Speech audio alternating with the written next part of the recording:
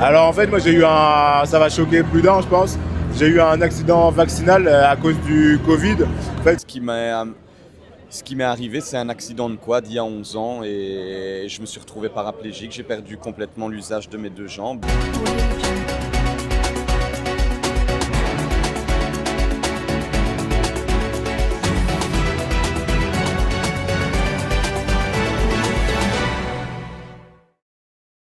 Aujourd'hui, je me retrouve à l'Aerox, un gros événement sportif. Mais qu'est-ce qui permet de transformer la douleur en force à travers le sport? C'est ce que l'on va voir aujourd'hui. Andiamo! Bonjour à tous, j'espère que vous allez bien. Alors aujourd'hui, on se retrouve à l'Aerox avec, comment vous vous appelez? Malo. D'accord, expliquez-nous un peu votre parcours. Qu'est-ce qui vous a mené à être ici à l'Aerox? Après, moi je suis un athlète adaptif pour le crossfit de base. Et je me suis challengé parce que j'ai déjà fait un Aerox en duo.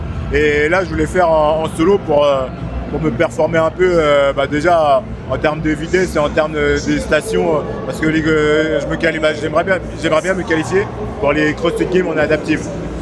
D'accord, et d'où vient cette mentalité de continuer à performer?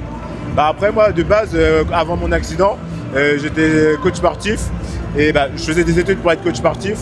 Et du coup, je me suis dit pourquoi pas me lancer dans le handisport de façon plus poussée, quoi.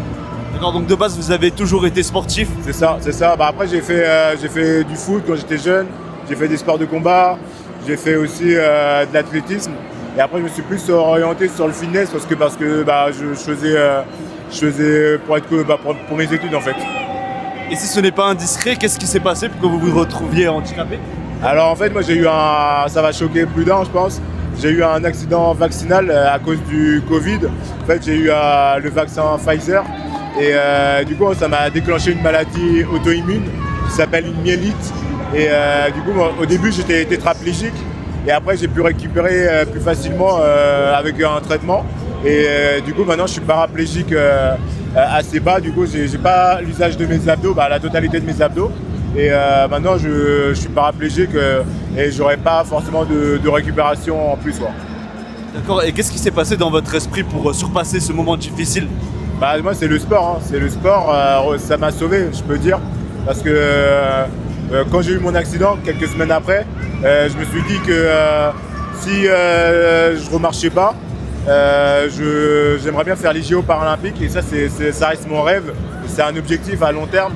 Et vu que je fais aussi de la natation à côté en plus du crossfit, et l'objectif c'est de performer dans la natation pour j'espère un jour participer aux JO. Franchement, c'est fort. J'imagine qu'il y a une certaine résilience à travers ce parcours. Et quel est le message que vous donneriez à un jeune qui est en train de passer un moment un peu difficile dans sa vie? Après, le message c'est que ce qui ne nous tue pas nous rend plus forts. Et aussi, il faut savoir l'entourage est important. Parce que moi, si j'avais pas eu mon entourage aussi, je ne serais pas là à parler avec toi déjà. Et après, j'ai eu des personnes qui m'ont laissé tomber aussi. Mais ça fait du truc naturel.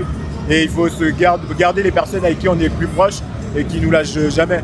Et après, aller vers des choses qu'on aime faire. Pas se priver de faire des choses qu'on aimerait faire, quoi. D'accord, toujours trouver une passion et persévérer. C'est ça, persévérer, se trouver des objectifs moyen, long terme et se dire la vie continue malgré le handicap. Moi je suis handicapé depuis 4 ans maintenant et à chaque fois quand je me lève le matin c'est dur.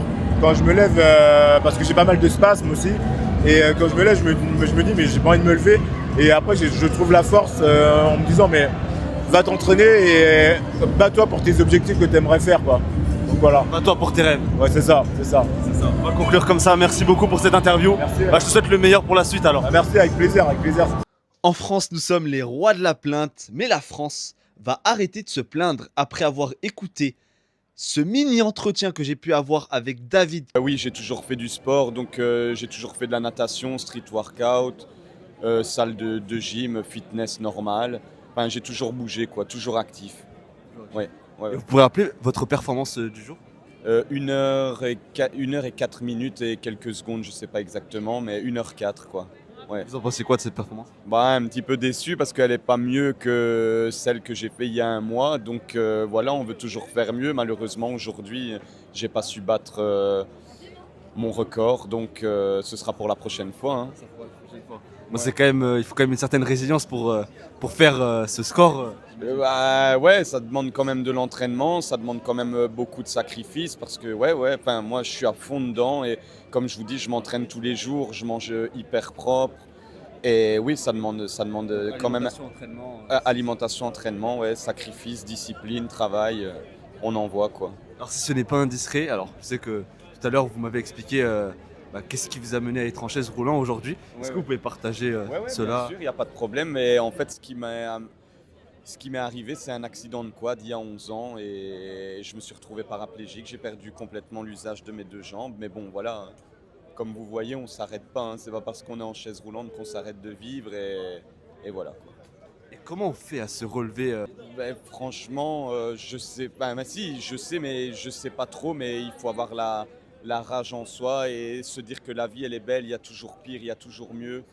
Et aller de l'avant, de toute façon, on n'a pas le choix. Si je pleure à me morfondre devant ma télévision, c'est pas ça qui va m'amener loin. Donc je me bats au quotidien et j'essaye de m'améliorer et de rendre fiers mes enfants, ma femme et moi-même aussi, hein. et quel message vous pourriez donner à un jeune qui est en train de vivre un moment difficile dans sa vie pour l'aider à le surmonter et devenir meilleur? Ben, je lui dirais de ne pas lâcher et d'envoyer toute la rage qu'il a en lui et se dire, comme j'ai dit juste avant, qu'il y a pire et il y a mieux dans la vie. Il faut être content de ce qu'on a et quels que soient les problèmes. Je sais qu'il y a des gens, ils sont pires que moi, il y a des gens, ils sont moins bien, mais je sais pas, il faut envoyer la rage qu'on a dans le corps, quoi, tu vois. Il faut trouver cette rage. Ouais, il faut trouver, ouais. Faut toujours envoyer, toujours actif, quoi, toujours en entraînement. Aller de l'avant et rester positif, c'est ce qui Voilà, vous a je pense permis que d'être là c'est aujourd'hui. ça, ouais, aller de l'avant, rester positif. Le sport m'a aussi beaucoup apporté. Et voilà, je pense que ça fait un bon cocktail et ça fait le cocktail explosif, quoi. C'est ça qu'il faut. Voilà. Honnêtement, je n'ai rien à rajouter par rapport à ce qui a été dit par Malo, par David. Tout simplement, je t'invite à t'abonner à la chaîne, à mettre un like sur cette vidéo et à commenter cette vidéo. Mais surtout, je t'invite à garder la pêche et à persévérer vers tes passions qui t'amèneront vers une vie meilleure.